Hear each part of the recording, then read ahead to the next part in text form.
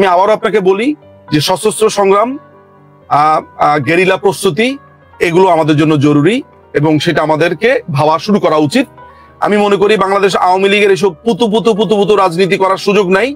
আমরা দেখব যদি ভালোই ভালোই কাজ হয় হবে, কিন্তু দেশ যদি এইভাবে পাকিস্তানের দিকে চলে যেতে থাকে, সশস্ত্র সংগ্রাম এবং আমাদেরকে এই গেরিলা সংগ্রাম বা আরেকটা মুক্তিযুদ্ধ ছাড়া আমাদের কোনো রাস্তা নাই।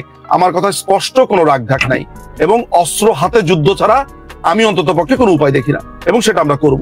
আমরা নিজেদের মতো করে প্রস্তুতি নিচ্ছি।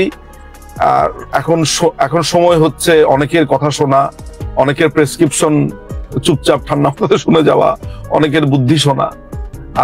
এই সময় অনেক কিছুতেই আমরা নীরব আছি। ফলে জনাব সাবের হোসেন চৌধুরী উনাকে কেন ছেড়েছেন সেগুলোর অনেক হিসাব নিসাব থাকলেও আমি প্রকাশ্যে সেসব নিয়ে কথাবার্তা বলতে চাই না। আমি শুধু একটা কথা বলতে চাই যে বাংলাদেশে মার্কিন সাম্রাজ্য বা এই ক্যাপিটালিস্টদের বা বুর্জোয়াদের একটা প্রাসাদ যারা গড়ে তুলতে চান, যারা বাংলাদেশের মাটি ব্যবহার করে চায়না এবং ভারতকে আক্রমণ করতে চান কিংবা মায়ানমারকে আক্রমণ করতে চান, যেই রাষ্ট্রের কর্তা ব্যক্তিরা বাংলাদেশে একটা অন্যায্য চুক্তি করে দেশকে কমপ্লিটলি আমেরিকার কাছে বিক্রি করে দেওয়া হয়েছে, কমপ্লিটলি একটা অন্যায্য আচরণ করে এই দেশের মানুষের ভবিষ্যৎ নিয়ে ছিনিমিনি খেলা হচ্ছে। আমি সেই রাষ্ট্র সম্পর্কে যে খুব বেশি আগ্রহী তা না। বাংলাদেশের মানুষ একটি গণবিপ্লব এবং গণপ্রতিরোধের মাধ্যমে এই মার্কিন সাম্রাজ্য বা এই মার্কিন যে তাদের যে এখানে নিউ কলোনি, সেই কলোনিকে ভাঙবে বলে আমি বিশ্বাস করি। সাবের হোসেন চৌধুরীকে সাথে বৈঠক নিশ্চয় নতুন উইন্ডো আমাদের রাজনীতিতে খুলেছে। এমন সময় খুলেছে যখন প্রফেসর ইউনূসের চাকরিদাতাদের সাথে তার সম্পর্ক ভেঙে গেছে মনে হচ্ছে, এবং মাস্টার মাইন্ড নিজেই তার চাকরি নিয়ে হতাশা প্রকাশ করেছে, সে আছে কি নাই। এবং সর্বশেষ সার্জিস আলম বলার চেষ্টা করেছে যে মৃত্যু ছাড়া তাতে কোনো সেফ এক্সিট হবে না। ওগুলোকে কানেক্ট করা যায় একটা আরেকটা। প্রথম ব্যাপার হইতেছে যে আমি যে ব্যাপারটা বলবো সেটা হচ্ছে সার্জিস আলম, হাসনাত, এরা রাজনীতির মাঠে এরা অনেকটা পোকামাকড়ের মতো। ওরা নিজেদেরকে যতই চালাক মনে করুক, ওরা অনেক কিছু জানে, ওরা কিছুই জানে না। বরঞ্চ ওদেরকে নিয়ে কিভাবে খেলা হয়েছে, কিভাবে খেলা হচ্ছে, ওদেরকে মার্কিন প্রশাসন কিভাবে মনে করে, আমার ধারণা সার্জিসের থেকে আমিই ভালো জানি। আমার অন্ততপক্ষে কনফিডেন্ট আমি বলতে পারি যে মার্কিনীরা সার্জিসকে, হাসনাত কিংবা এনসিপির এদেরকে, নাসির পাটোয়ারিদেরকে নিয়ে কি খেলাটা খেলছে, তাসলিম যারা, সেটা আমাদের সম্মুখ ধারণা আছে, পরিষ্কার আমার ধারণা আছে। কাদের সাথে কন্ট্যাক্ট করছে, কিভাবে করছে না করছে, সমস্ত ধারণা আমি অন্ততপক্ষে মনে করি যে আমার সেই ধারণাটা আছে। দেখেন, বাংলাদেশ আওয়ামী লীগ ৭৭ বছরের পুরনো একটা দল। বাংলাদেশ আওয়ামী লীগকে নানান রকমের ট্র্যাপে ফালানোর চেষ্টা করা হবে, কিন্তু আমি এটা বিশ্বাস করি যে বাংলাদেশ আওয়ামী লীগ এমন কোন ট্র্যাপে পাড়া দেবে না যেই ট্র্যাপটা এই মৌলবাদীদেরকে এক ধরনের বৈধতা দেবে। ফলে আমি নিশ্চিত যে এই পুরো ব্যাপারটা সম্পর্কে বাংলাদেশ আওয়ামী লীগের যেই যারা সিদ্ধান্ত মেকিং এর জায়গাতে আছেন, সবচেয়ে বড় ব্যাপার সভানেত্রী জীবিত, মাননীয় প্রধানমন্ত্রী এবং বাংলাদেশ আওয়ামী লীগের সভানেত্রী তিনি জীবিত আছেন, তিনি ওয়াকিবহাল আছেন এন্ড এভরিথিং। ফলে আমি আপনার আলোচনা শুরুতেই বলেছি যে এই বিষয়টা নিয়ে আমি খুব বেশি আলোচনা করতেও চাই না, বরঞ্চ আমি এটাকে ঠান্ডা মাথাতে পর্যবেক্ষণ করতে চাই। কিছু জানার থাকলে ইন্টারনাল পদ্ধতি আমাদের আছে জানার কি হচ্ছে না হচ্ছে। তবে যেসব পরিকল্পনারা এই মার্কিন সাম্রাজ্যবাদীরা করার চেষ্টা করছে, তাদের পরিকল্পনার কথা এর আগে আমি ফেসবুকে লিখেছি। তাদের পুরো স্ট্রেট ফরওয়ার্ড তাদের যে ইচ্ছাটা, সেটা হচ্ছে যে তারা বাংলাদেশে একটি নতুন রাজনৈতিক বলয় তৈরি করবে এবং সেটা মার্কিন সুবিধা মতো। সেই সুবিধা অনুযায়ী তারা প্রধানত জামাতে ইসলামী, এনসিপি, এদের দুজনের সমন্বয়ে তারা বাংলাদেশে একটি রাজনৈতিক আবহ তৈরি করতে চায়। তারা তারেক রহমানের ব্যাপারে তাদের একটা সিদ্ধান্ত ইনিশিয়ালি হয়েছে যে তারেক রহমানকে তারা বাংলাদেশে রাজনীতিতে দেখতে চায় না, এবং সেই তারেক রহমান ছাড়া বিএনপিকে তারা দেখতে চায়। এই ধরনের একটা কথাবার্তা স্পষ্ট আমাদের কাছে সেই তথ্য আছে, আমাদের কাছে একেবারে স্ট্রং তথ্য আছে। আমি জানি না যে গত 2 মাসে সেই অবস্থানের পরিবর্তন হয়েছে কিনা।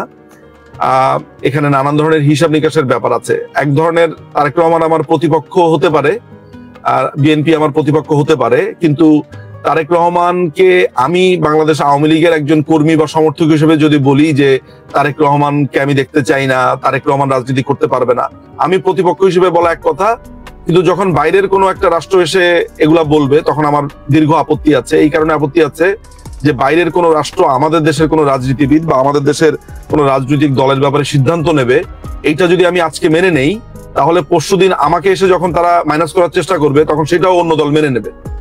ফলে আমার ব্যক্তিগত কথা হচ্ছে যে বাংলাদেশের রাজনৈতিক সিদ্ধান্ত বাংলাদেশের রাজনীতিবিদরা নেবেন, বাংলাদেশের রাজনৈতিক দলগুলো নেবেন, বাংলাদেশের মানুষ সিদ্ধান্ত নেবেন। কোনো পশ্চিমা দেশ এসে বাংলাদেশের ব্যাপারে সিদ্ধান্ত নেবে, অন্য দেশের ব্যাপারে আক্রমণ করার জন্য বাংলাদেশকে তারা কাতার বানাবে, দোহা বানাবে, বাংলাদেশকে তারা দুবাই বা সৌদি আরবের মতো মার্কিন মিলিটারি বা ভেনেজুয়েলাতে যেরকম করতে চেয়েছে সেরকম করতে চাবে, চিলিতে যারা যা করেছে তা করতে চাবে, কিউবাতে যা করতে চেয়েছে তা করতে চাবে, সেটা হতে পারে না। 30 লক্ষ প্রাণের বিনিময় এবং অসংখ্য 2 লক্ষ বা তারও বেশি নারীর সম্ভ্রম, হত্যা, মৃত্যুপুরী বা এক ভয়ঙ্কর ঘটনার মধ্যে দিয়ে বাংলাদেশ মুক্তিযুদ্ধ স্বাধীন হয়েছে। এই দেশকে মার্কিন সাম্রাজ্যবাদীরা যেই অবস্থার মধ্য দিয়ে এই মুহূর্তে নিয়ে যেতে চায় বাড়ি ভাই, আনফরচুনেটলি আমি যে আপনাকে খুব বেশি ডিটেল বলবো তেমনও নয়, আসলে অনেক কিছু মুখ বুঝে সহ্য করতে হয়। একটা কথাই আমি আপনাকে স্পষ্ট বলতে চাই যে বাংলাদেশে এই মার্কিন বুর্জোয়াদের, মার্কিন ক্যাপিটালিস্টদের এবং এই যুদ্ধবাজদের স্থান করে দেওয়াটা বাঙালি, আমি মনে করি যে এটা যদি তারা এই রাস্তাটা করে দেয় এই ভুল পথে পা দিয়ে, তাহলে আমি মনে করি যে সামনের দিনে তারা ভয়ানক রকমের পস্তাবে। বাংলাদেশ আওয়ামী লীগ, আমাদের মাননীয় প্রধানমন্ত্রী শেখ হাসিনা, বাংলাদেশ আওয়ামী লীগের সভানেত্রী, তিনি দীর্ঘ সময় ধরে বলে এসেছেন যে মার্কিন সাম্রাজ্যবাদীরা এই দেশে কি করতে চেয়েছে, কিভাবে তার কাছে সেন্ট মার্টিন চেয়েছে, কিভাবে চিটাগং, কিভাবে পার্বত্য চট্টগ্রামের অঞ্চলগুলো দখল করতে চেয়েছে এবং কিভাবে তিনি তা ঠেকিয়ে রেখেছেন, এসব মানুষের কাছে স্পষ্ট হয়ে গেছে। আপনি সার্জিস আলম যে বক্তব্য দিয়েছে, আমি আপনাকে খুবই দায়িত্ব নিয়ে একটা কথা বলি বাড়ি ভাই, সার্জিস আলম এবং হাসনাত কি বলে কমপ্লিটলি ইগনোর করেন। এরা কমপ্লিটলি রাজনীতির মাঠে বাচ্চা পোলাপান। আমি তো বললাম যে কিছুক্ষণ আগে মার্কিন এমবেসিতে যা হয়েছে আমি যা জানি ওরা এটা জানেও না। ওদেরকে নিয়ে যতই মিটিং করুক না করুক, পরিকল্পনা সম্পর্কে আমাদের সম্যক ধারণা আছে যে মার্কিনীরা কি করতে চায় এখানে। Simple as that. আপনি যদি বার্মা অ্যাক্ট করেন, আপনি যদি কোয়াডের অবজেক্টিভ গুলো দেখেন, আপনার কাছে পরিষ্কার হয়ে যাবে তারা এই অঞ্চলে এমন একটা মিত্র শক্তি চায়, এমন একটা মিত্র গভর্নমেন্ট চায়, যেই গভর্নমেন্ট বাবুরাম সাপুরে ওই কবিতাটার মতো বা ছড়াটার মতো, করে না কো ফোসফাস মারে না কো ঢোস ডাস, এই করে না কো ফোসফাস মারে না কো ঢোস ডাস একটা মিত্র গভর্নমেন্ট চায়। Simple as that. এই অঞ্চলে মার্কিনীদের ঘাঁটি এবং মার্কিনীদের যে হেজিমনি বা আধিপত্য তৈরি করবার সবচাইতে ভয়ানক লেভেলের বাধা বলবো বাঙালিদের জন্য সবচাইতে মমতাময় একটা দেয়াল হয়ে উঠেছিলেন মাননীয় প্রধানমন্ত্রী শেখ হাসিনা। তাকে নানান ধরনের মেটিকুলাস ডিজাইন এবং প্ল্যানের মাধ্যমে তাকে নানান রকমের তকমা দিয়ে আজকে যেই অপদস্থ করবার চেষ্টা করা হয়েছে, বাঙালি একদিন সেটা টের পাবে এবং বাঙালি তখন ওই মাতম করবে, হায় হায় হাসিনা, হায় হাসিনা করবে, কিন্তু তখন আর সময় থাকবে না। ফলে আজকে আমাকে অনেক কিছু বলবে, অনেকেই গালিগালাজ করবে, এই করবে সেই করবে, কিন্তু মাথায় রাখতে হবে যে এই দেশে আমি জন্ম নিয়েছি, এই দেশের প্রতি আমার দায় আছে। মৃত্যু অবধি এই দেশকে আমরা কোনো বিদেশি বেনিয়াদের কাছে তুলে দেব না। আজকে যেটাকে মনে হচ্ছে যে আওয়ামী লীগ গেছে খুবই আনন্দিত, ও জানেও না যে তাকে কিভাবে এই দেশটা তার হাত থেকে ছুটে যাচ্ছে। সে শুধু দেখেছে ইন্টারনাল রাজনীতি, সে শুধু দেখেছে আওয়ামী লীগের প্রতি তার ঘৃণার যেই, সে ব্যক্তিগতভাবে আওয়ামী লীগকে পছন্দ করে না, সেইটাকেই সে কেন্দ্র করে যে চিন্তাটা করেছে, সেই চিন্তা তার প্রসারিত হতে পারেনি। এটাও মেটিকুলাস ডিজাইনের অংশ বলে আমি মনে করি। ফলে আমাদের এই অঞ্চলে, এই জায়গাতে আজকে আপনি সাবর হোসেন চৌধুরীর সাথে যে মিটিংটা দেখছেন, আজকে আপনাকে সাবর হোসেন চৌধুরীর মিটিংটার কেন প্রয়োজন হলো, কি কারণে প্রয়োজন হলো, কেন গেল, সো এগুলো নিয়ে আমি ফেসবুকে লিখেছি যে এগুলো নিয়ে আমি বিশ্লেষণ করতে চাই না। This is not time. আমরা জানি, মানে পরিষ্কার ভাবে জানি হোয়াটস গোয়িং অন। ফলে এটা নিয়ে এত চিন্তার কোনো কারণ আমি দেখি না। সোজা বাংলাতে একটাই কথা হচ্ছে যে বাংলাদেশ আওয়ামী লীগ তার নিজের ক্ষমতা এটা বুঝতে হবে, এবং আমরা আমাদের যে কর্মী, আমাদের নেতৃবৃন্দ আছে, আমাদের যে তৃণমূল আছে তাদের সমন্বয়ী আমরা 77 বছর 78 বছরের পুরনো দল, আমরা জানি এই বাংলাদেশকে কিভাবে মুক্ত করতে হবে, আমাদের সেই পরিকল্পনা আছে। একটা কথা বললেন যে দেশটাকে বিদেশি বিনিয়োগের হাতে তুলে দেয়া যাবে না, তুলে দেওয়ার কি কোনো বাকি আছে মনে করেন আপনি? দেখেন, অনেকগুলো পরিকল্পনা হয়েছে, অনেকগুলো প্রতিজ্ঞা হয়েছে, অনেকগুলো প্রচেষ্টা হয়েছে, কিন্তু এখনো পর্যন্ত ভাবে ওই সেটআপ গুলো এখনো পর্যন্ত ফুলফিল হয়নি। সেই ফুলফিল করার জন্য একটু সময়ের প্রয়োজন। আমি মনে করি সেই সময়টা তারা পাবে বলে আমি অন্ততপক্ষে মনে করি না।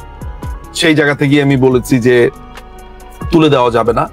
ইনফ্যাক্ট সেই স্থাপনাগুলো যদি করেও ফেলা হয়, আমি মনে করি যে মুক্তিযুদ্ধ, মুক্তবুদ্ধি, প্রগতিশীল রাজনীতি বাংলাদেশ আওয়ামী লীগ তার নেতৃত্বে রয়েছে, তারা সেটাকে ধূলিসাৎ করবে।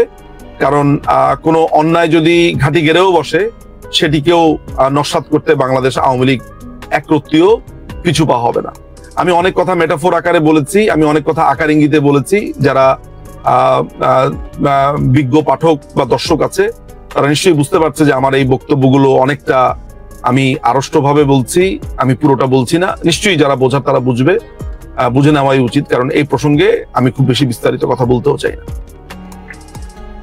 শেখ হাসিনার আমলে এই দেশে পদ্মা সেতু 100 বড় সেতু হয়েছে, পারমাণবিক বিদ্যুৎ কেন্দ্র, মেট্রো রেল সহ নানা দৃশ্যমান অবকাঠামো হয়েছে বাংলাদেশে।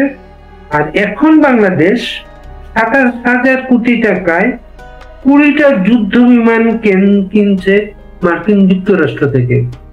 বেনিয়াদের ফর্মুলা ছাড়া কি এটা সম্ভব? না, সম্ভব না। এখানে তো অনেক ধরনের মেরুকরণ আছে, অনেক রকমের হিসাব নিকাশ আছে। আপনি জানবেন যে তার্কি এখানে সামরিক অস্ত্র বিক্রি করতে চাইছে এই দেশে। তারপরে হচ্ছে পাকিস্তানিরা একটা শর্ট গানের তাদের একটা ডিল ছিল আজকে থেকে বছর 1.5 বা 2 আগে, যেটা রিজেক্ট হয়েছিল।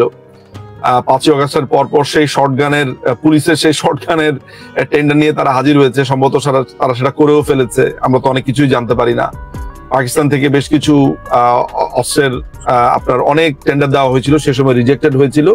সেগুলো এখন বাংলাদেশের পুলিশ বলেন, বিভিন্ন সংস্থায় বলেন, সেগুলো আমি নিশ্চিত যে সেগুলো হয়তো বা প্রসেসড হয়েও গেছে। ফলে আপনি এই 5ই আগস্টকে কেন্দ্র করে, এই 5ই আগস্ট আসলে ছিল অনেকের কি বলবো আপনাকে, যে এইটাকে একটা নিউ কলোনি বানানোর জন্য যেই প্রস্তুতিগুলো ছিল 5ই আগস্টের আগ পর্যন্ত তৎকালীন সরকার, এগুলো ছিল বাধার মতো, পাহাড়ের মতো দাঁড়িয়ে। তাদের কারণে অনেক কিছু করা সম্ভব হচ্ছিল না।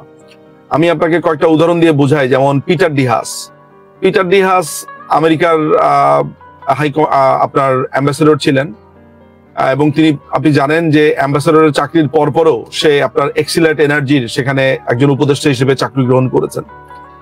আমি আরেকজন ব্যক্তির নাম বলবো, অনেকেই সে ব্যক্তির নাম শোনেনি। আমি দর্শক যারা আছে তারা নিশ্চয়ই গুগল করে তার ঠিকানা বলতে তার সমস্ত কিছু বের করে ফেলতে পারবে। তার নাম হচ্ছে ম্যাথিউ বে। ম্যাথিউ বানানটা অনেকে জানবে, BEAH মনে হয় তার লাস্ট নেম, ম্যাথিউ বে, এটা দিলেই বের করতে পারবে। American high commission. পাঠকদেরকে বলবো যে তার ব্যাপারে একটু গুগল করার জন্য, তার ব্যাপারে খোঁজ নেওয়ার জন্য। এরকম অনেক নাম না জানা ব্যক্তিরা আছে যারা এইসব জায়গাতে ভূমিকা রেখেছে। তারপর আরো কয়েকজনের নাম আমি আসলে বলতে পারি, কিন্তু আমি একজনের নাম দিয়েই বললাম। তো সুতরাং অনেক প্লেয়ার এখানে আছে, অনেক খেলোয়াড় এখানে আছে। আমেরিকান যেই পররাষ্ট্র নীতি যেটা আছে, সেটা সরকার পরিবর্তন হলেই যে তাদের যে একটা বিগার পট পরিবর্তন হয় সেটাও না। তারা মূলত ফরেন যে পলিসিটা, সেটা তাদের অনেকটা ইরেসপেক্টিভ অফ তাদের পলিটিক্যাল পার্টিজ এর চেঞ্জিং অর নট চেঞ্জিং, এটা ডাজন্ট ম্যাটার।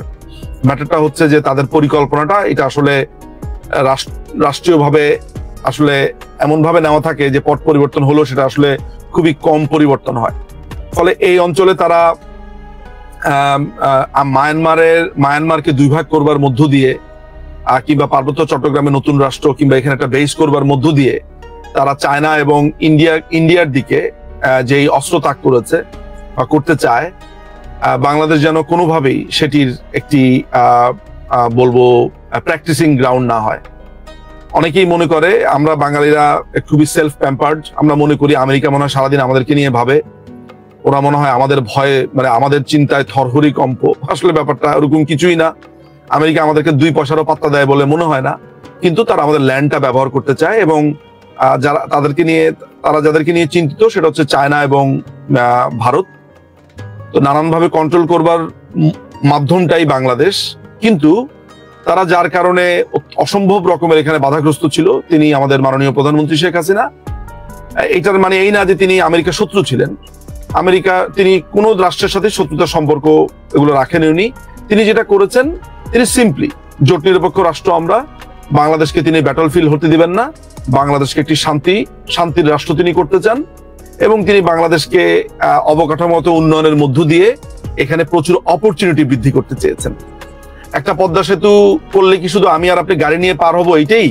কিন্তু আমরা এটা কেন দেখি না যে একটা পদ্মা সেতু মানে হচ্ছে কমিউনিকেশন এবং পণ্য বহনের একটা দিগন্ত। যে পণ্যটা আপনাকে ফেরি দিয়ে পার করতে আপনাকে 500 টাকা যেত, একটা ব্রিজ হওয়ার কারণে সেটার জন্য আপনার 2 টাকা, তাহলে আপনার 498 টাকা বেঁচে গেল। এটার প্রভাব তো জাতীয় জীবনে পড়বে। ফলে অবকাঠামোগত উন্নয়নের জন্য আমাদেরকে অনেকের কাছে হাত বাড়াতে হয়েছে।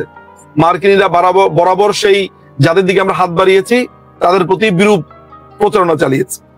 বলা হয়েছে যে চায়নার ট্র্যাপের ফাঁদে পড়েছি, এই করেছি সেই করেছি, তাদের টাকার ফাঁদে পড়েছি, নানান রকমের বলেছে। এখন কি হয়েছে বাংলাদেশে গত 1 বছরে আপনি লক্ষ্য করে দেখেন। সো এন্ড অফ দ্য ডেতে আমাদের হাজার হাজার শ্রমিক কলকারখানা বন্ধ হয়েছে। বাংলাদেশ আওয়ামী লীগের নেতাকর্মী যারা আছে তাদের ব্যবসা প্রতিষ্ঠান, তাদের সেই ব্যবসা প্রতিষ্ঠানের কর্মচারী সমস্ত কিছু ছারখার হয়ে গেছে। এবং এতে করে বাংলাদেশ এমন একটা অবস্থার মধ্যে পড়েছে যে আপনি দেখেন চাঁপাইনবাবগঞ্জের হিলিতে, নাকি হিলিটা কোন জায়গায়, লালমনিরহাট নাকি দিনাজপুরে, আমরা দেখেছি ডাস্টবিনে একটা মানুষ আপনার না খেতে পেয়ে মারা গেছে, আমরা তাকে দেখেছি সেখানে। সুতরাং বাংলাদেশে মাননীয় প্রধানমন্ত্রী কিন্তু অনেকদিন ধরে বলেছিলেন যে আমাদের ছাদে গাছ লাগাতে হবে, আমাদেরকে আমাদের পতিত জমিগুলোকে আমাদের কাজে লাগাতে হবে। তিনি কিন্তু এইসব আশঙ্কা করছিলেন। এগুলোর কিন্তু অনেক ডিপার মিনিং ছিল। আমরা মাননীয় প্রধানমন্ত্রীকে অনেকেই বুঝতে পারেনি। তরুণরা নানান রকমের ফাঁদে পড়েছে, প্রলুব্ধ হয়ে এই সরকারের বিরুদ্ধে গেছে। এখন তারা আস্তে আস্তে বোঝা শুরু করছে। মাননীয় প্রধানমন্ত্রী জানতেন যে পশ্চিমাদের একটা প্রেশার আসবে, কারণ পশ্চিমারা তো আসলে আমাদের কোনো ভালো কিছু চায় নাই।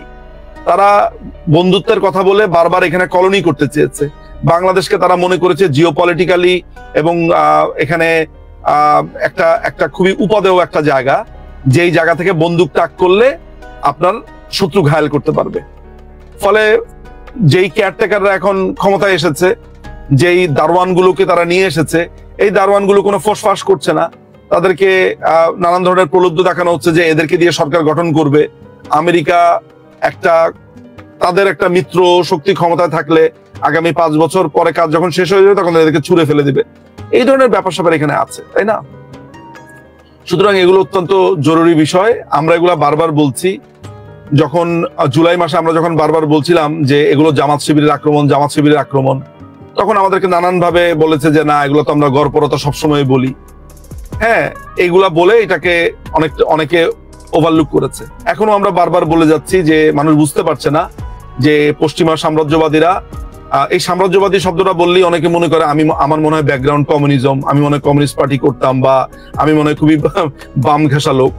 কিন্তু এটা ভুলে গেলে চলবে না যে বাংলাদেশ আওয়ামী লীগ বরাবরই সমাজতন্ত্রে বিশ্বাসী, মানুষের অধিকারে বিশ্বাসী, এবং পশ্চিমা আধিপত্যের বিরুদ্ধে বরাবরই বাংলাদেশ আওয়ামী লীগ কথা বলে এসেছে। আমিও একজন সমর্থক হিসেবে তার ব্যতিক্রম নেই।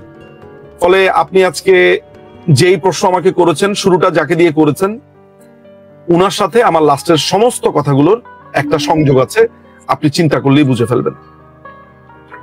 আমাদের অনুষ্ঠান কথা বলে দিব বাড়ি ভাই, বাংলাদেশ আওয়ামী লীগ কারো বৈধতার বস্তু হিসেবে ব্যবহৃত হবে না। খুব সিগনিফিকেন্ট একটা কথা, যেটা আমাদের সাথে মাস 2 আগে আওয়ামী লীগের শীর্ষ নেতৃত্বের একটা বৈঠক ছিল। সেখানেও কিন্তু সাবের হোসেন চৌধুরী ব্যাপারে আমি কথা তুলেছিলাম। আমি তখন জবাব পেয়েছিলাম যে উনাকে একটা দায়িত্ব দেয়া আছে। আমাদের একজন পাঠক আপনার কথা শুনতে শুনতে লিখেছেন, আবু রেজা নাম, সাম্রাজ্যবাদ বিরোধী আনু মোহাম্মদ স্যাররা এসব নিয়ে খুব সোচ্চার থাকতেন এক সময়। তারাও কেন সোচ্চার নন নিশ্চুপ? আপনার কাছে একটা জবাব চেয়েছেন। আবার আমাকে প্রশ্নটা করেন, আমি আরেকবার একটু শুনতে চাই। সাম্রাজ্যবাদ বিরোধী আনু মোহাম্মদ স্যাররা একসময় এসব ব্যাপারে সোচ্চার থাকতেন, তারা সোচ্চার নয়, আপনি কি বোঝেন? এখানে এই প্রশ্নটার উত্তর দেওয়ার আগে আমাকে আরেকজন একটা প্রশ্ন করেছে, সেটার উত্তরটাও আমি মনে একটু শুরুতে দিয়ে নেই। আমাকে বলেছে যে আপনিও পশ্চিমা দেশে গেছেন পড়াশোনা করার জন্য, হুইচ ইজ ভেরি ট্রু। এটাও আমি বলবো যে আমি নিজেও মানে আমাদের যে কলোনিয়াল হ্যাংওভার সেটা শিকার আমি। নামের পাশে ব্যারিস্টার না থাকলে, নামের পাশে একটা বিদেশি তকমা না থাকলে, ডিগ্রি না থাকলে একটা ক্লায়েন্ট, একটা কাস্টমার বা একটা মক্কেল যেটা বাংলাদেশে বলে, তারাও আসতে চায় না। ফলে দেশেই যেখানে আমি আইন পড়ে দেশেই আইন প্র্যাকটিস করতে পারতাম, সেখানে শুরু থেকেই আমাকে মাইন্ডসেট করানো হয়েছিল যে দেশের বাইরে এসে আইন পড়লে, দেশের বাইরে থেকে ডিগ্রি নিলে, আমি আজকে অস্ট্রেলিয়ান আইনজীবী, আমি নিউজিল্যান্ডেও আইনজীবী, আমি এখানেও ফরেন লয়ার হিসেবে প্র্যাকটিস করি। So ultimately end of the ডেতে আমার বিদেশি তকমা আছে। ফলে বাংলাদেশে যে কলোনিয়াল হ্যাংওভার আছে ওই জায়গাটাতে মনে করে আরে উনি যেহেতু আমেরিকা, ইংল্যান্ড, অস্ট্রেলিয়াতে পড়ে এসছে, নিউজিল্যান্ডে পড়ে এসছে, বিরাট বড় আইনজীবী। ফলে এই যে কলোনিয়াল চিন্তাটাকে, সেটাকে ভাঙার বদলে আমিও সেটার অংশ হয়ে গিয়েছিলাম। এটা নিয়ে আমার বলতে দ্বিধা নাই। ইয়েস, আমি নিজেও এই পশ্চিমা সাম্রাজ্যবাদীদের একটা অংশ, দ্যাটস ভেরি ট্রু।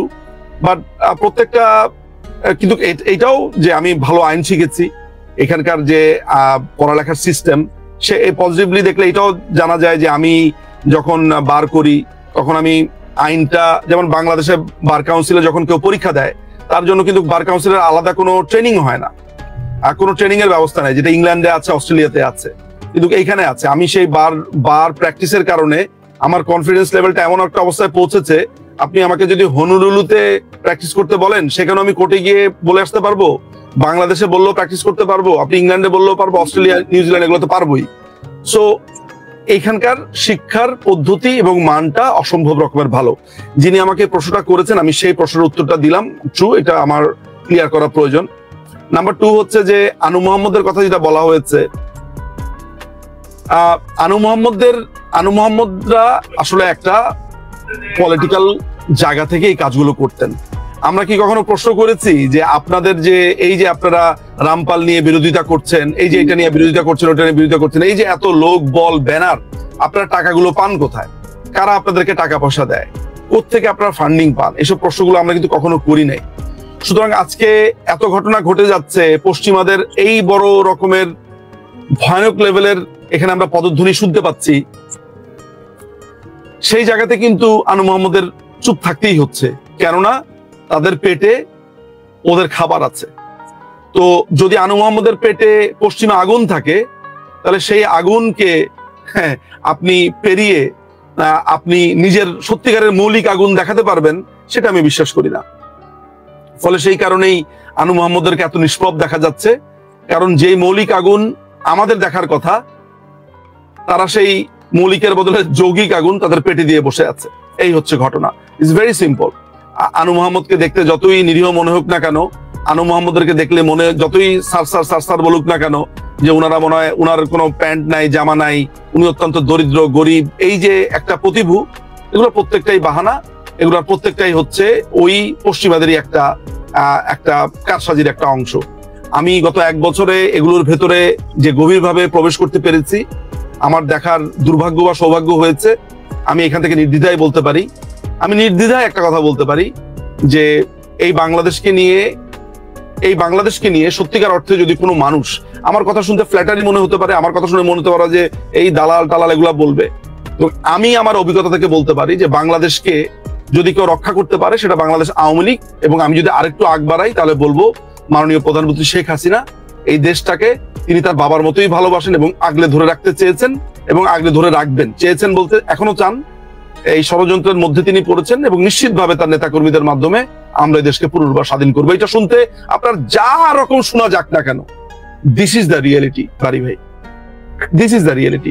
আপনি শুনতে মোহাম্মদ বেলাল নামের একজন এই সাবের চৌধুরী আবার প্রশ্ন করেছেন, যেহেতু 111 এর সময় তিনি -2 ফর্মুলার সঙ্গে ছিলেন, এর জন্য তার মনে সন্দেহ লাগছে, এর জন্য তিনি আপনাকে প্রশ্নটা করেন। দেখেন 111-এর সময় সাবের হোসেন চৌধুরীকে নিয়ে যে আলাপগুলো হয়েছে, সেই আলাপ করতে গেলে একটা লম্বা আলাপ হবে। আমি যেহেতু ওই সময় ওই ঘটনা ওই মুহূর্তে ছিলাম না, আমারও শোনা কথা। তবে আমার কাছে মনে হয় যে যার সবচাইতে বেশি এই ব্যাপারে ওয়াকিবল থাকার কথা, যিনি আসলে এই ব্যাপারগুলো বিশ্লেষণ করে একটা সিদ্ধান্তে জায়গায় আসবেন, তিনি মাননীয় প্রধানমন্ত্রী শেখ হাসিনা এবং একই সাথে বাংলাদেশ আওয়ামী লীগের যে সিনিয়র নেতৃবৃন্দ যারা আছে তারা। ফলে আমি একজন সামান্য কর্মী বা একজন সামান্য সমর্থক হয়ে আমি মনে হয় না এই গুরুত্বপূর্ণ ব্যাপারে কোনো মন্তব্য করা উচিত হবে। কেন উচিত হবে আমি আপনাদেরকে বলি। সেটা হচ্ছে যে আপনারা হয়তো লক্ষ্য করে থাকবেন যে আমি আমাদের বাংলাদেশ আওয়ামী লীগ সম্পর্কে আমি কথা বলছি, বিভিন্ন জায়গাতে যাচ্ছি, দৌড়াচ্ছি। এক ধরনের দায়িত্ব আমার মধ্যেও এসেছে, আমারও এক ধরনের দায়বদ্ধতার জায়গা আছে। আমি আমার এরকম একটা দায়বদ্ধতার জায়গাতে এমন কোনো মন্তব্য করতে পারি না যে মন্তব্যের কারণে আরেকজন মানুষ কনফিউজ হয়ে যেতে পারে। আমি শুধু একটুকুই মনে করি যে আমার সন্তান, বাংলাদেশ আওয়ামী লীগ, আমার সন্তান ডুবে যাচ্ছে বা আমার সন্তানকে ডুবিয়ে দেওয়ার চেষ্টা করা হচ্ছে। আমার সন্তানকে যে কোনো মূল্যে আমাকে বাঁচাতে হবে। আমি 111-ও স্মরণ করতে চাই না, আমি কিছুই স্মরণ করতে চাই না।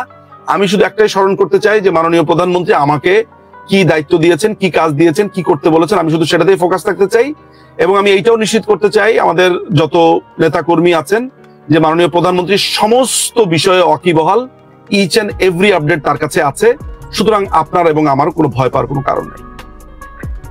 আপনার সন্তানকে বাঁচাতে যে আপনি আমেরিকা পর্যন্ত গিয়েছিলেন, ওই সময় আমরা সবাই দেখলাম যে 3টা দলের 6জন যে তাকে ওই দলে অন্তর্ভুক্ত করা হলো এবং কেউ কেউ বলছিলেন আমেরিকা হচ্ছে তাদের সাথে কথা বলতে চায় বা তাদের সাথে বসতে চায়, তাদেরকে প্রশিক্ষণ দিতে চায় আগামী পার্লামেন্টে যারা থাকবে, এই দলের লোকেরা আগামী পার্লামেন্টে থাকবে।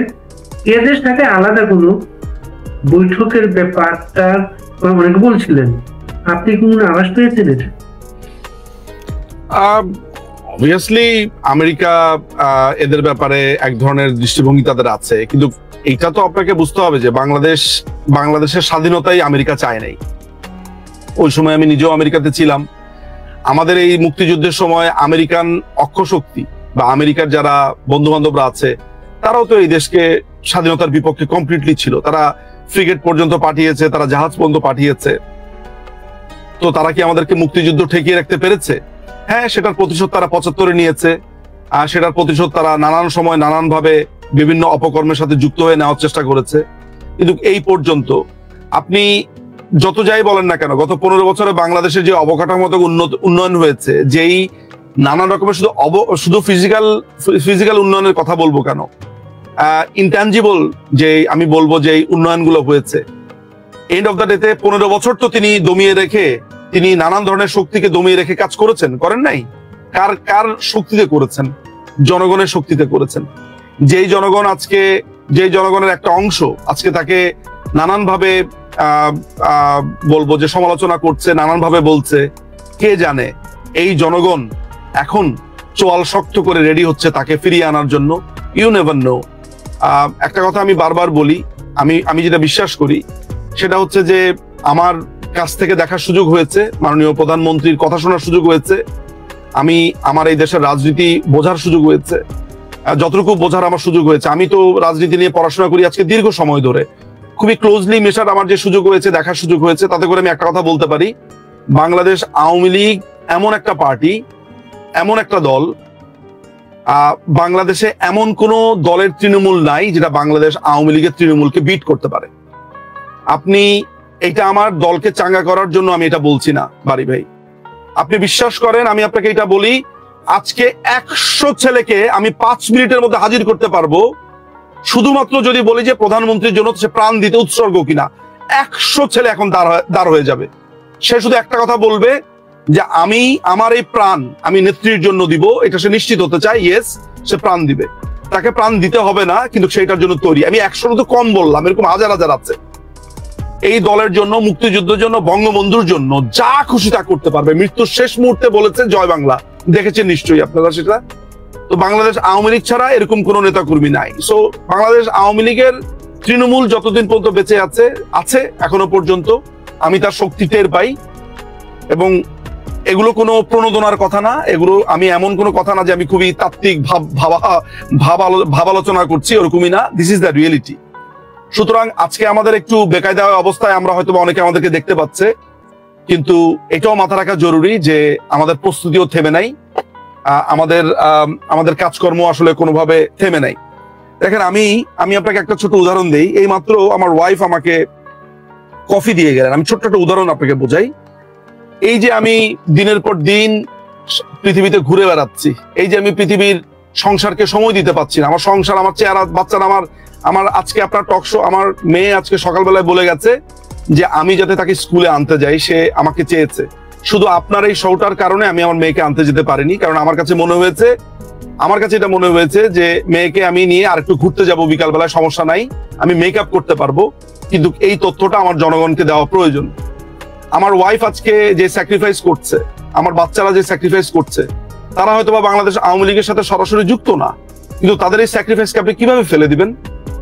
আমার ওয়াইফ কমপ্লিটলি রাজনৈতিক বিবর্জিত একজন মানুষ, জিন্দিগিতে রাজনীতি নিয়ে না। অথচ 5ই ফেব্রুয়ারি যখন বঙ্গবন্ধুর বা আমাদের ঐতিহাসিক এই বাড়িটি ভেঙে ফেলে, সে যেই টেক্সট লিখেছে, যে ফেসবুকে যে স্ট্যাটাস দিয়েছে, কিংবা বঙ্গবন্ধুর মানে যেই মানুষটা রাজনীতি কাছে দ্বারা আসতো না, সেও আজকে এসেছে এবং স্যাক্রিফাইস করছে আমার জন্য। সো এরকম একটা জায়গাতে যদি আমি সাহায্য পাই এবং আমাদের অসংখ্য নেতা কর্মীরা যদি তাদের স্ত্রীরা, সন্তানরা তাদেরকে ওই কাজ করার সুযোগ দেয়, এই দলকে আপনি কিভাবে ভাঙবেন? সুতরাং ওই বিদেশি বেনিয়ারা আমাদের কিছু করতে পারবে না। এটা ভাবের কথা না, এইটা কল্পনার কথা না, and this is the reality. আমি তো আপনাকে বললাম দিস ইজ দ্য রিয়েলিটি। আমি আবারও আপনাকে বলি যে সশস্ত্র সংগ্রাম, গেরিলা প্রস্তুতি, এগুলো আমাদের জন্য জরুরি এবং সেটা আমাদেরকে ভাবা শুরু করা উচিত। আমি মনে করি বাংলাদেশ আওয়ামী লীগের এসব পুতু রাজনীতি করার সুযোগ নাই। আমরা দেখব, যদি ভালোই কাজ হবে, কিন্তু দেশ যদি এইভাবে পাকিস্তানের দিকে চলে যেতে থাকে, সশস্ত্র সংগ্রাম এবং আমাদেরকে এই গেরিলা সংগ্রাম বা আরেকটা মুক্তিযুদ্ধ ছাড়া আমাদের কোনো রাস্তা নাই। আমার কথা স্পষ্ট, কোনো রাগঢাক নাই, এবং অস্ত্র হাতে যুদ্ধ ছাড়া আমি অন্তত পক্ষে কোনো উপায় দেখি না, এবং সেটা আমরা করব।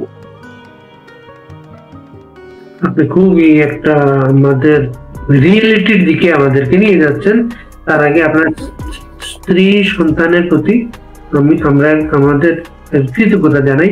আপনি শুরুতে একটা কথা বলেছেন, এখানে আমেরিকানরা তারেক রহমানকে চাচ্ছে না। এখানে তারেক রহমান সর্বশেষ ইন্টারভিউতে তিনি দেশে আসলে কি করবেন না করবেন বলে দিয়েছেন, এই প্রতিশোধ নেবেন উনি।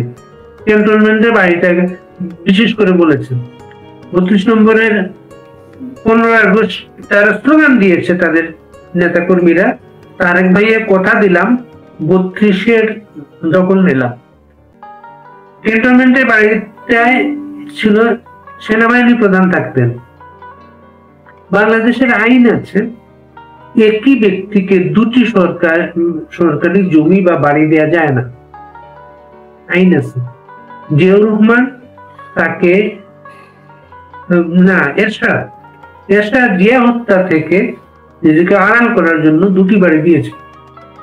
খালেদা জিয়া প্রাইম মিনিস্টার হিসেবে ক্ষমতায় ছিলেন এবং তিনি খুব সতর্কভাবে আইনটা কার্যকর রেখেছেন। বাংলাদেশে একই ব্যক্তি দুটি বাড়ি পেতে পারে না, নিজের বেলায় রাখে। ওই প্রতিশোধটার ঘোষণা দিয়ে কিন্তু তারেক রহমান আসবেন বলেছেন বাংলাদেশে। আপনি কিভাবে দেখেন বিষয়টাকে? তারেক রহমানের ইন্টারভিউতে এই অংশটা ভেরি ইন্টারেস্টিং। একটা ব্যাপার পরিষ্কার হয়েছে যে 17 বছর ইংল্যান্ডে থেকে তিনি যেই মানসিক পরিবর্তনের আশা অনেকেই করেছিলেন, সেটা গুড়েবালি। তিনি আসলে 2008 সাল বা তার আগে 2001 থেকে 2006-এর যে মাইন্ডসেট, সেটা নিয়ে তিনি বসে আছেন। আসলে যার হয় না 9 তার 90 হয় না, এইটা মনে হয় একটা ক্লাসিক উদাহরণ হতে পারে। তারেক রহমান যদি আপনার মইনুল রোডের বাড়িটার মামলার রায়টা পড়তেন বা দেখতেন, তাহলে তিনি খুব পরিষ্কারভাবে বুঝতে পারতেন যে এটা কত বছরের জন্য লিজ দেওয়া হয়েছিল, সেনাবাহিনী এরশাদ এই লিজ দেওয়ার এখতিয়ার রাখেন কিনা, তারপরে এই বাড়িটা আসলে কাদের, ক্যান্টনমেন্টের ভূমিতে এইভাবে রাজনৈতিক কোনো কর্মকাণ্ড পরিচালনা করা যায় কিনা। আপনি ভাবতে পারেন দেশের মানুষ কোনো প্রশ্নই তোলে না, মানে যত দোষ সমস্ত নন্দ ঘোষের হয়। 165 কাঠা, মাথায় রাখবেন ভাই, 165 কাঠা জমি নিয়ে 3টা মানুষ বসবাস করত। ক্যান্টনমেন্টের মতো একটা জায়গাতে যেখানে সেনা অফিসারদের থাকার জায়গা নাই। আমি জানি না আপনি রিসেন্টলি গেছেন কিনা, আমি দেখেছি সেখানে 5টা বা 6টার মতো বিল্ডিং হয়েছে, অনেক বড় বড়, 15-20 তলা। সেখানে আজকে হাজার হাজার আপনার আর্মি অফিসারদেরকে চাকরি দেওয়া সম্ভব, জায়গা দেওয়া সম্ভব হয়েছে। এমনকি বিডিআর এর ঘটনায় যারা মারা গিয়েছেন তাদের পরিবারগুলোকে সবাইকে সেখানে, আমি অবশ্য এটা জানি না যে ওখানে ওনারা পেয়েছেন কিনা, বাট আমি সেই বাড়িতে গেছি, আমি সেখানে বেশ কিছু আর্মি অফিসারের বাড়িতে গেছি যেগুলো ওই জায়গাটার উপরে করা হয়েছে, মইনুল রোডের। এই মইনুল রোডের বাড়ি তো খালেদা জিয়ার নামে না, এটা লিজ দেওয়া হয়েছে। এবং এই লিজ কিভাবে, এটা লিজটা কিভাবে অবৈধ, খালেদা জিয়ার বাড়ির একটা মামলা আছে, সেখানে 40 পাতার একটা রায় আছে। আমার মনে হয় সে রায়টা পড়লে খুবই খুবই স্পষ্ট হয়ে যাবে যে সেই ঘটনাটা আসলে কি। আমি সেই বিষয়ে যাব না, কিন্তু 32 নম্বরের সাথে যদি মইনুল রোডের বাড়িটাকে মেলানো হয়, আসলে 32 নম্বরের বাড়িটা তো কোনো ব্যক্তির বাড়ি ছিল না আসলে, এন্ড অফ দ্য ডেতে। এই বাড়িটা ছিল একটা ইতিহাসের বাড়ি, এটা ইতিহাসের। এই জায়গাটাকে কেন্দ্র করে আজকে তারেক রহমান পাসপোর্টটা পেয়েছে। তারেক রহমান যে ব্রিটিশ পাসপোর্ট নিয়েছে, বাংলাদেশের পাসপোর্টকে একই সাথে দ্বৈত নাগরিকত্ব নিয়েছে, সে ইউকেতে ঢুকেছে কিভাবে? বাংলাদেশের পাসপোর্টের মাধ্যমেই তো। তার যে বাংলাদেশের পাসপোর্ট হয়েছে, সে যে বাংলা ভাষায় কথা বলতে পারে, তার যে একটা বাঙালি অস্তিত্ব আছে, এই পুরোটাই দিয়েছে এই 32 নম্বর তথা মুক্তিযুদ্ধ বা বঙ্গবন্ধুর এই দীর্ঘ পথ পরিক্রমা বা তাজউদ্দিন আহমেদ, ক্যাপ্টেন মনসুর আলী সহ আরো যারা জাতীয় নেতারা রয়েছেন তারা। সুতরাং তারেক রহমান তো আসলে খুব একটা বইপত্র পড়েন বলেও মনে হয় না। তার যে তাকে যে ভিডিওর সময় যে দেখি তার পেছনের বইগুলা, সেখানে খালেদা জিয়া সম্পর্কে একটা বিশাল ঢাউস বই, সেটা হচ্ছে আমানুল্লাহ কবির না কার জন্য, ওই যে খালেদা জিয়া কেন্দ্রিক একটা সাংবাদিক ছিল, তার লেখা একটা বই। এখানে আরো কয়েকটা বই আমি দেখতে পাই, প্রথম আলোর 4-5টা বই দেখতে পাই। এই যদি হয় তারেক রহমানের পড়ালেখার হাল, তাহলে সেটা দুঃখজনক। আমি তারেক রহমানকে বলবো, ইংল্যান্ডে যেহেতু তিনি থাকেন, আমার লাইব্রেরিতে প্রচুর বই আছে, তিনি যদি আরেকটু পড়ালেখা করতে চান আমার লাইব্রেরি থেকে, আমি জীবনেও কাউকে বই ধার দেই না, কিন্তু তারেক রহমানকে আমি বই ধার দিতে রাজি আছি, অ্যাটলিস্ট পড়ালেখা করে যদি তিনি, এবং তিনি যদি আমার সাথে রাজনীতি নিয়ে আলোচনাও করতে চান, তিনি আমার ধারণা ঋদ্ধ হবেন। তার আসলে এগুলো জানা দরকার। আর লন্ডনে আমার ওয়ান অফ দ্য রিচেস্ট একটা লাইব্রেরি আছে। এনিওয়ে, তাকে আমি অফারটা করি, রাজনীতি সম্পর্কে তিনি আরো জানুন। দেখেন, তার মধ্যে প্রতিহিংসা, তার মধ্যে একটা গোপন ক্ষোভ আমি লক্ষ্য করেছি। আমি নিশ্চিত যে তারেক রহমান যেই কারণে তাকে আজকে রাজনীতির বাইরে আজকে 17-18 বছর থাকতে হলো, তিনি আরো ওয়ার্স সিচুয়েশনে বাংলাদেশে নিয়ে যাবেন। আমিও ইংল্যান্ডে থাকি, তিনিও ইংল্যান্ডে থাকেন। আমি লাইফে পরিকল্পনা বাংলাদেশকে নিয়ে যেভাবে করি, একটা ডাইভার্সিটি, একটা টলারেন্ট সোসাইটি, আমি তার কথাবার্তার মধ্যে সেগুলো কোনো ছোঁয়াও পাই নাই। সেই তার মইনুল রোডের বাড়ি, সেই তার নানান রকমের আলোচনা আমি সেখানে দেখেছি। তার মধ্যে রাজনৈতিক প্রজ্ঞা, তার ওই ইন্টারভিউটার ভেতরে আমি কোনো ধরনের ফিলোসফিক্যাল অ্যাসপেক্ট, ফিলোসফিক্যাল কোনো আলাপ আমি দেখতে পাইনি। হ্যাঁ, তিনি এই রাষ্ট্রটাকে নিয়ে তার যে এই চিন্তা ভাবনা, সেই চিন্তা ভাবনার মধ্যে আমি গদ বাঁধা বিএনপির রাজনীতি দেখতে পেয়েছি, যেটা আমাকে হতাশ করেছে, রীতিমতো হতাশ করেছে। আমার একটা মনে মনে একটা ধারণা ছিল যে তিনি মনে হয় অনেক কিছু পড়েছেন, জেনেছেন, একটা উন্নত অবস্থাতে নিজেকে নিয়ে গিয়েছেন। এটা আমাদের জন্য খুবই দুঃখজনক একটা ব্যাপার, খুবই দুঃখজনক একটা ব্যাপার। সো তারেক রহমানের এই বক্তব্য আমাদেরকে যে মেসেজটা দেয়, সেটা হচ্ছে আমরা একটা ভিন্ডিকটিভ রাজনীতির দিকেই এন্ড অফ দ্য ডেতে আগাচ্ছি, এবং এই হানাহানির রাজনীতিকে তিনি প্রমোট করবেন বলে আমার কাছে মনে হয়। আমি তার এই ইন্টারভিউ দেখতে দেখতে তার 2001 থেকে 5-এর সময় একটা ইন্টারভিউর কথা মনে পড়ছিল। সেখানে উনি বলছিলেন কোনো সময় শক্তি প্রয়োগটা ন্যায়সঙ্গত। ওনারা শক্তি প্রয়োগের কি করেছেন আমরা জানি। আমি একটা শেষ করবো ভাই আরেকটা বিষয়টা নিয়ে। আপনি যেহেতু আইনের মানুষ, বাংলাদেশের এই মুহূর্তে সবচেয়ে আলোচিত বিতর্কিত আইনজীবী হচ্ছেন চিফ প্রসিকিউটর তাজুল। তিনি মোটামুটি একটা আবহাওয়ার পূর্বাভাস বলে দিয়েছেন, আগামী 1 সপ্তাহের মধ্যে অনেক ঘটনা ঘটবে বাংলাদেশ। আপনি কি কি ঘটনার জন্য প্রস্তুত? আসলে তাজুল ইসলামের কথা তো বলে লাভ নাই। তিনি তার মৃত্যুকূপ তিনি নিজেই খুঁড়েছেন। তিনি যে পয়েন্ট অফ নো রিটার্নসে চলে গেছেন, তাকে আসলে বেঁচে থাকার জন্য বহুত কিছুই করতে হবে। এটা তার, আমি মনে করি যে তাজুল ইসলাম এখন তার সার্ভাইভের জন্য লড়াই করছে। কারণ তাজুল ইসলাম জানে যে এই বাংলাদেশে তাকে আজীবন, মানে আজীবন আমি জানি না সে আজীবনটা আসলে কতটুকু, আসলে অনেক কিছুই সামনে অনেক কিছুই বলবে। তো তাজুল ইসলাম একটা বিচার প্রক্রিয়াকে যেভাবে ডিস্টর্ট করেছে, একটা বিচার প্রক্রিয়াকে যেভাবে জামাতিকরণ করেছে, যেভাবে একটি বিচার প্রক্রিয়াকে প্রকাশ্যে বলেছে যেটি একটি প্রতিশোধের বিচার, এই বিচার প্রক্রিয়াকে যেভাবে সে নিজের মতো করে কাস্টমাইজ করেছে, এই সমস্ত কিছুই আমি বলবো যে আমাদের বিচার বিভাগকে একেবারে মানে যাকে বলে ধ্বংস করে দেওয়ার শামিল। তো তাজুল ইসলাম এক সপ্তাহের মধ্যে কি ঘটবে না ঘটবে, কি হচ্ছে না হচ্ছে, আমি আসলে এগুলো নিয়ে একেবারে ভাবিত না। কারণ বাংলাদেশে এখন যে বিচার বিভাগ, এটাকে বিচার বিভাগ না বলে বলা যায় যে তাজুল বিভাগ বলা যেতে পারে। এটা তাজুলের কোর্ট চলছে, এটা ইন্টারন্যাশনাল ক্রিমিনাল কোর্ট না, এটা হচ্ছে তাজুলের কোর্ট। তাজুল যা বলছে তাই হচ্ছে, জামাত যা বলছে তাই হচ্ছে। তো তাজুলের, আপনার এই প্রোগ্রামের মাধ্যমে তাজুলের প্রতি আমার একটা মেসেজ থাকবে যে তাজুল ইসলাম, আপনাকে ভবিষ্যতে অনেক কিছুর মুখোমুখি হতে হবে। সেদিন হয়তোবা আমরা সামনে থাকবো, দেখব। সেদিন আইন এবং দেশের কানুন, দেশের সংবিধান আপনাকে নানান ধরনের প্রশ্ন করবে, নানান ধরনের বাঁকে আপনাকে নিয়ে যাবে। আপনি এখন যা করছেন, আজকে যা করছেন, মনে রাখবেন যে এর প্রত্যেকটা জিনিসের প্রমাণ বা আমলনামা যেটাকে বলি, এই আমলনামা হিসেবে তার ঘাড়ে চাপবে এবং প্রত্যেকটা জবাব তাকে দিতে হবে, এবং আইন তখন আইনের মতো করেই চলবে। সুতরাং সে তার পাপের বোঝা বাড়াচ্ছে প্রতিদিন ক্রমাগতভাবে। আমি একেবারেই তার কথার উত্তর দিতে কমপ্লিটলি অনাগ্রহী। কারণ প্রথমত সে আন্তর্জাতিক অপরাধ ট্রাইব্যুনাল যেটা, সেটার সম্পর্কে সে কিছুই জানে না, তার তেমন পড়ালেখা নাই। ইন্টারন্যাশনাল ক্রিমিনাল ল সম্পর্কে কয়টা বই পড়েছে, কার বই পড়েছে, কি আইন পড়েছে, এইটা সম্পর্কে আমার যথেষ্ট সন্দেহ আছে। ওকে টপিক অ্যাডমিন ওকে যা ব্রিফ করেছে সেটার উপরেই সে চালাচ্ছে, বেঁচে খাচ্ছে, ওর মতো করে স্টিম রোলার চালাচ্ছে। সো ভবিষ্যতে তাকে অনেক কিছুর মুখোমুখি হতে হবে। এখন সে যা করছে, তাজুলের কোর্ট নিয়ে আমি কোনো কথা বলবো না, ভবিষ্যতে বাংলাদেশের কোর্টে তাকে হাজির হতে হবে। এখন সে তাজুলের কোর্ট তাজুলের মতোই চালাক, বাংলাদেশের কোর্ট আসলে দেখা যাবে তার ব্যাপারে আমরা কি সিদ্ধান্ত নেই। শেষ করবো, আর কোনো মেসেজ যদি বলার থাকে আপনার দর্শকদের উদ্দেশ্যে, বাংলাদেশের মানুষের উদ্দেশ্যে?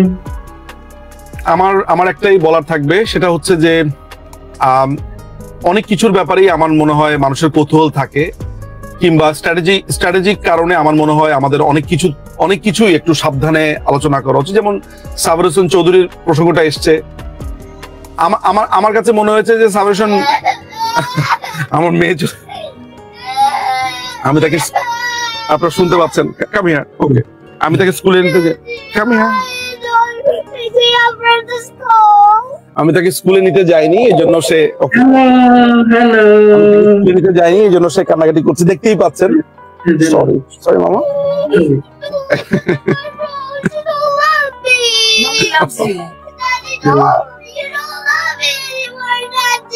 I love you, মামা।